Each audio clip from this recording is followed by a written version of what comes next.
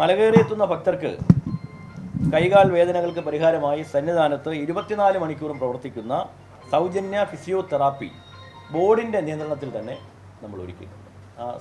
സുഹാസ് എന്ന് പറയുന്ന ആ ബിൽഡിങ്ങിൽ സൗജന്യ ഫിസിയോതെറാപ്പി ബോർഡിൻ്റെ നേതൃത്വത്തിൽ തന്നെ ഡോക്ടർമാരുടെ നേതൃത്വത്തിൽ ഒരുക്കിയിട്ടുണ്ട്.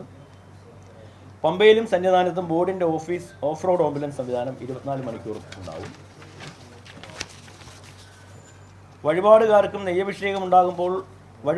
നെയ്യഭിഷേകം ഉണ്ടാകുമ്പോൾ സോപാനത്തെ ദർശനത്തിനുള്ള തിരക്ക് നിയന്ത്രിക്കുന്നതിന് അഷ്ടാഭിഷേകത്തിന് പ്രത്യേക ക്യൂ ഏർപ്പെടുത്തിയിട്ടുണ്ട്.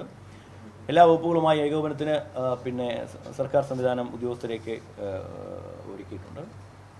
27/12/2025 മണ്ഡലപൂജ. 27/12/2025 മണ്ഡലപൂജ.